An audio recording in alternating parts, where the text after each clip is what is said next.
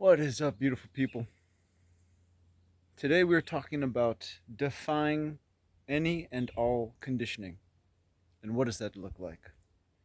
To be honest, I can't tell you what that looks like because moment to moment it'll be different. Moment to moment, perhaps a different kind of conditioning will be tugging at you from the past. And moment to moment, you must be free from that conditioning. You must let it go. But I mean, it's a little bit of a oxymoron here because you are letting go of your conditioning, but at the same time, you have like letting go of your conditioning means that you realize the conditioning is not really who you are psychologically or consciously, right?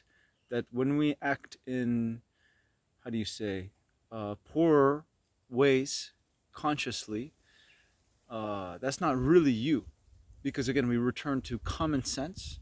Common sense means that you don't, how do you say,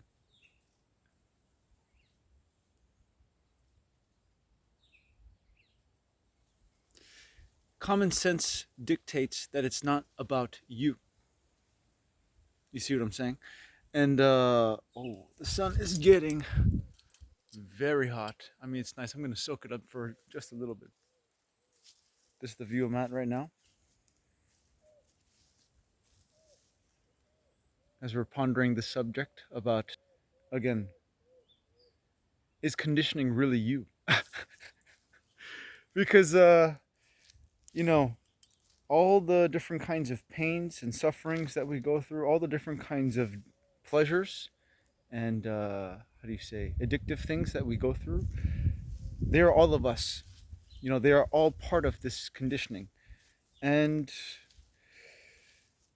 for instance, when I look around, many things are being done with conditioning, right? Many things are being done with an idea of what we think the best way of things should be, right? But oftentimes this idea doesn't come from a natural place. Very simple, right? Simply speaking. And if this drive to move doesn't come from a natural place, we're constantly uh, conditioning ourselves further. And so, how do we get to a point where naturally we are doing things without conditioning? Well, that's a tricky one.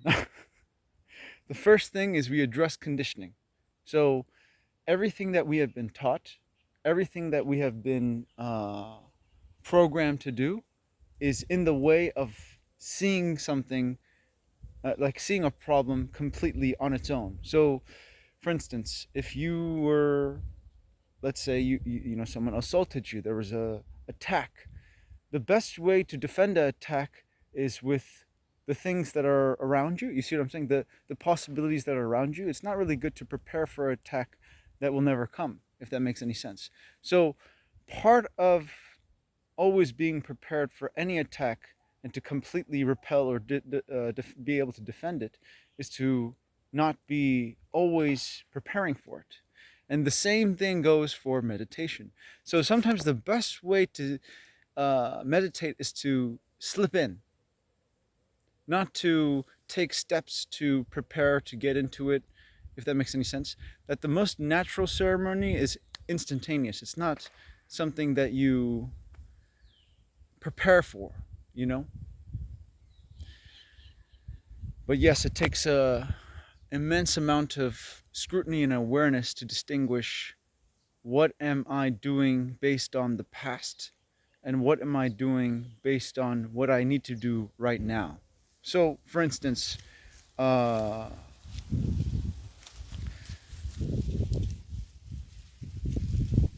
I've been thinking more and more that time spent in nature is much more valuable to me as a person, to me as, when I look around at most people and I see their level of maturity and I see their level of awareness, it's almost worse than that of a child. They can't compute and see through different formulas that don't make any sense, and they are constantly participating in these formulas uh, when they have no real gain at the end, right?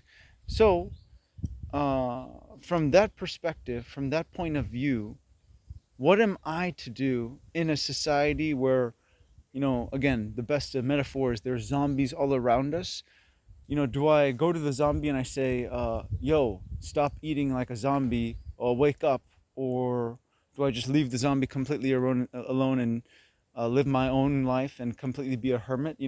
I think life is a mixture of this, right? Where we like to be hermits, but at the same time, we have a somewhat of a responsibility to society to demonstrate that, you don't have to be living unsustainably. You don't have to be constantly producing trash. You don't have to be constantly putting chemicals into the soil. You don't have to be constantly, doing all these weird things in this house, that thing that you call a house. That's really just taking away your time and energy from nature. Because if there was no house, right? I mean, I'm not saying we can't have shelter, but I'm saying our shelter should be minimal such that we work and live outside, like the indigenous who were hand in hand with nature. So they were not only their house, but they were outside of the box. They were outside of the house. So they were creative and they were constantly, how do you say, mixing and mashing with the outside world, if that makes any sense. So this is what happens when you are conditioned. You stay within the limits of what you were told, and you don't go beyond and look for yourself, so that everything that you know is not questioned. You need to be able to question everything that you know, which means that I could be wrong at any step. So I'm the ultimate skeptic. I'm the ultimate doubting Thomas, because until I am shown, I am not sure. And that's just me being honest about things and very simple about things. Very, uh, yeah, I think simple is the best word. Some people may think that simple people are lowly people, but no, simple people understand the simple things, and the simple things, the simple pleasures, is what will really fulfill us in the end, because it's the simple things in life that are unconditioned, like a tree, like an avocado tree. The glory, it hasn't even fruited yet, but the glory of an avocado tree, the glory of a breadfruit tree, the glory of a monkey pot tree, even though we always cut these things down. The glory of all these things, there's no condition to it, right? No, but we come in and we create conditions. We create a house, we create trash, we create waste, we create, patterns of living that don't really help us root into what this experience is called life, which is a natural experience, right?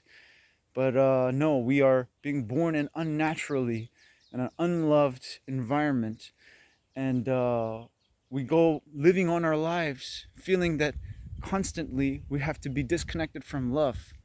But this is not true. Love, it's almost a human right.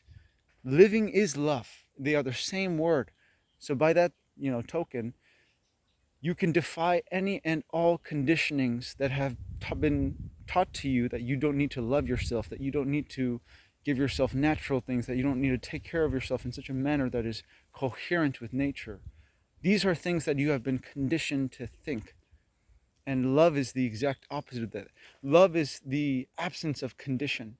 So it's like, why would you leave yourself?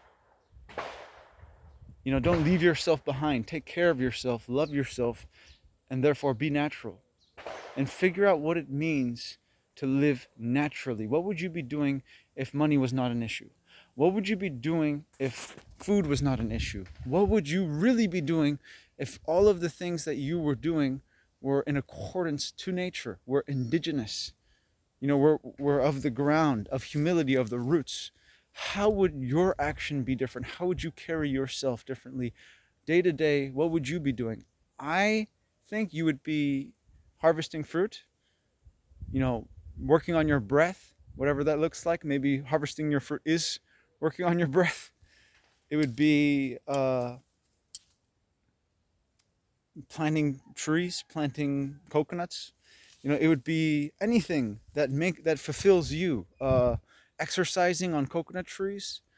Finding new and creative ways to have more yield and have better soil, whatever it is, whatever you would do, create art, would look, would be art, would be more in line with how, if everyone had lived, we would have paradise on earth. And again, so this is the thing. Most people, if they are conditioned, they are thinking we cannot have paradise on earth. And I disagree. I disagree that just because you came from a world, a earth that is cacophonous and that is disharmonious and that is like Zombieland, it doesn't mean that you can't wake up with your friends and change the entire thing. So do it.